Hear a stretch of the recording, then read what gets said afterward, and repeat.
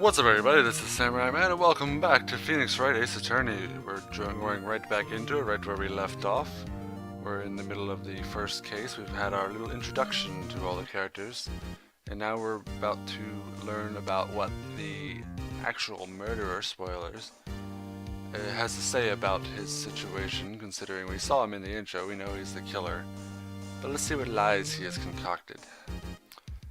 Mr. Sweet, you sell newspaper subscriptions, is this correct? Oh yes, newspapers, yes.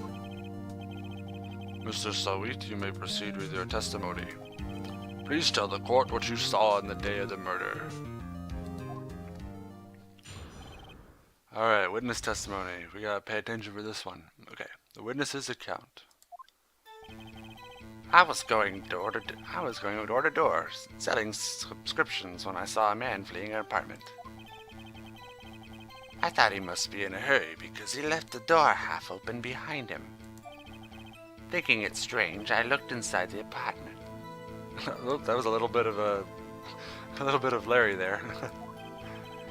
Then I saw her lying there, a woman, not moving, dead. I quailed in fright and found myself unable to go inside. I thought to call the police immediately. However, the phone in her apartment wasn't working. I went to a nearby park and found a public phone. I remember the time exactly. It was 1 p.m. The man who ran was, without a doubt, the defendant sitting right over there. So what we're gonna do, we gotta find glaring contradictions in his witness statement. Larry, why didn't you tell the truth? I can't defend you against a testimony like that. Yeah, sure you can. Incidentally, why wasn't the phone in the victim's apartment working? Oh, crap. Hold on a second. Anyway. Your Honor, at the time of the murder, there was a blackout in the building. Aren't phones supposed to work during a blackout? Yes, Your Honor. However, some cordless phones do not function normally. The phone that Mr. Sawit used was one of those. Your Honor? I have a record of the blackout for your perusal. Blackout record added to court record. Yep. Now, Mr. Wright. Okay, let's take a look at that real quick.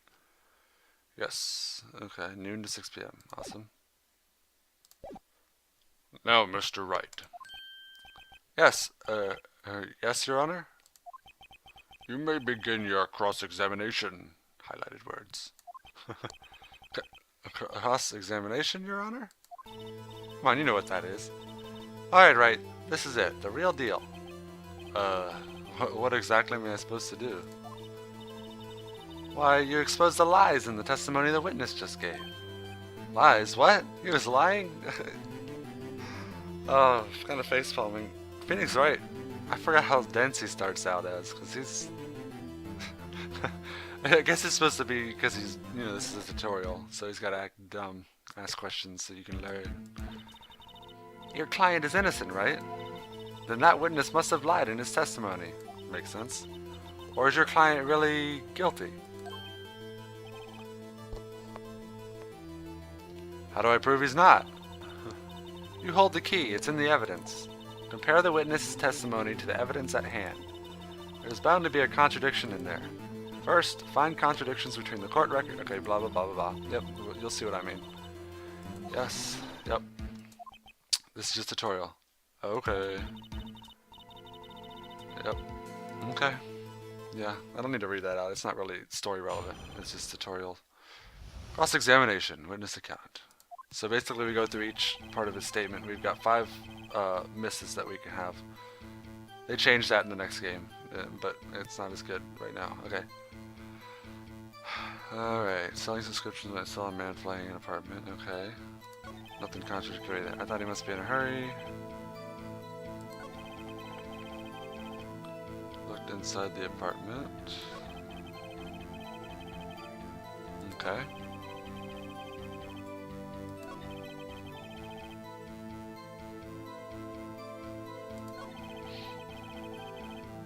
Okay.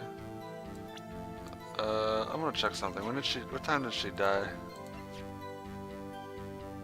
Time of death, 4 p.m. to,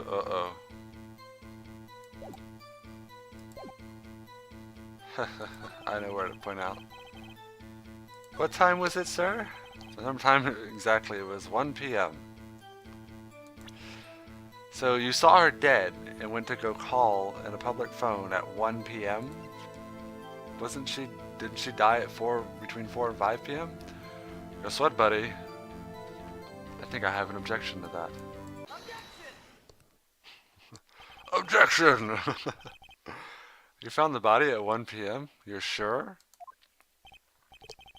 Yes, it was 1 p.m. for certain. Frankly, I find that hard to believe. Your statement directly contradicts the autopsy report. The autopsy notes the time of death at sometime after 4 p.m. There was no body to find at 1 p.m. How do you explain this 3-hour gap? Get nervous, huh? Oh, that, This is trivial. The witness merely forgot the time. After his testimony, I find that hard to believe. Mr. Sawit, why were you so certain that you found the body at 1 p.m.? Gee, that's a really good question. Great job, Wright. Way to put him on the spot. That's all you have to do. Point out contradictions. Lies always beget more lies. See through one and their whole story falls apart. Wait, I remember now. Would you care to give your testimony again? Alright. Next testimony. The time of discovery. You see, when I found the body, I heard the time. There was a voice saying the time. It was probably coming from the television. Oh, but it was 3 hours off, wasn't it? I guess the victim must have been watching a video of a taped program. That's why I thought it was 1 p.m. Terribly sorry about the misunderstanding. Right. I see. You heard a voice saying the time on a taped program. Mr. Wright, you may cross-examine the witness. Right. You know what to do. Yeah. Blah, blah, blah. Yeah, I got this one. Relax. I got this. Okay. So, you see when I found the body. Let's see. Let's take a look at our evidence here. Good. It's rather heavy. Oh, I think I know what I have to do here.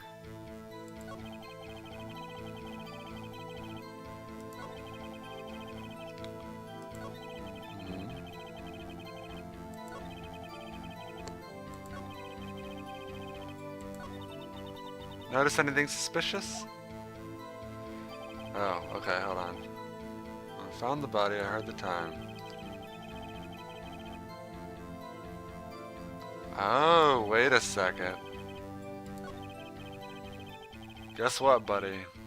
There's a glaring flaw in your testimony. Blackout record. From noon to 6 p.m. You found the body.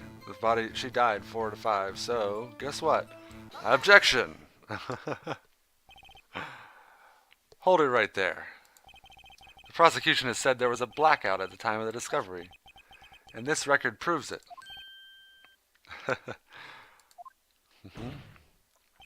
You couldn't have heard a television or a video. Gah! The defense has a point. Do you have an explanation for this, Mr. Sawit? No, I find it quite puzzling myself, quite. Wait, I remember now. Mr. Sawit, the court would prefer to hear an accurate testimony from the very beginning. These constant corrections are harming your credibility. And you seem rather... Oh, wait. That, and you seem rather distraught. My apologies, Your Honor. It must have been the shock of finding the body. Very well, Mr. Sawit. Let's hear your testimony once more, please. Hearing the time. Actually, I didn't hear the time, I saw it. There was a table clock in the apartment, wasn't there? Yeah, the murder weapon. The killer used it to hit the victim. Wait. What? That must have been what I saw. The murder weapon? You saw a clock? I guess that would explain it. The feds may cross-examine the witness. Gladly. Oh boy. Oh boy, oh boy. Oh, look at that. Listen to that music. That wonderful music. You saw the time, huh? The table clock in the apartment wasn't there. Murder weapon.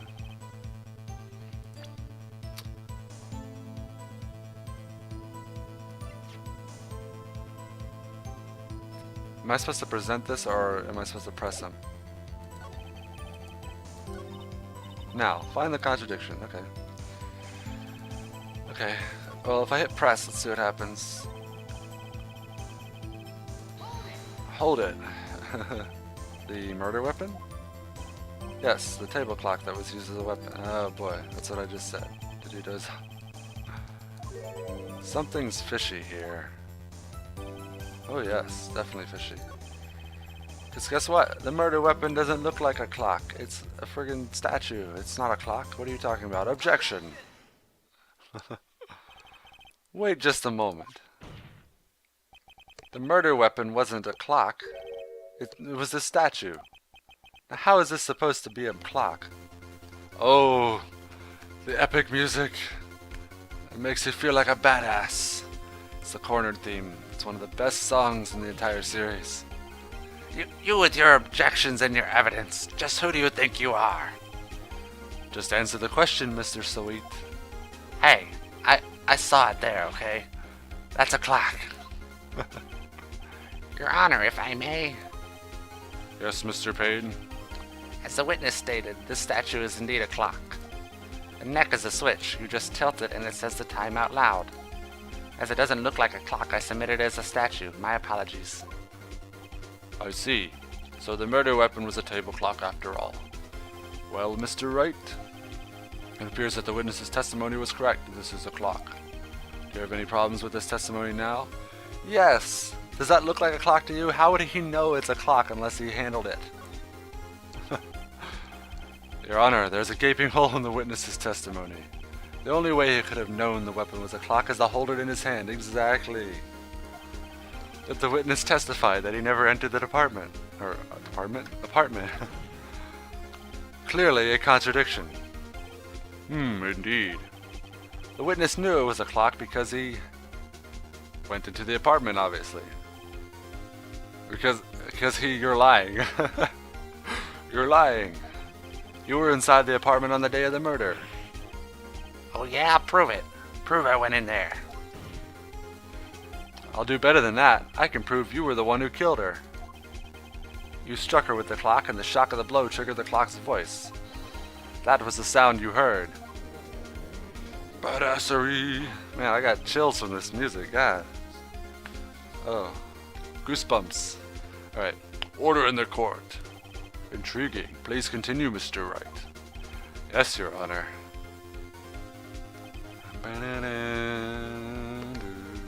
Okay. Mr. Sweet. The sound must have left quite an impression on you. Understandable, since the murder weapon spoke just as you hit the victim. That voice was burned into your mind. That's why you were so certain about the time. What's the meaning of this? This is all baseless conjecture. Baseless? Just look at the witness's face. Would the witness care to elaborate? Did you strike the victim with the clock? I never. Look, the clock. I heard. No, I mean, I saw.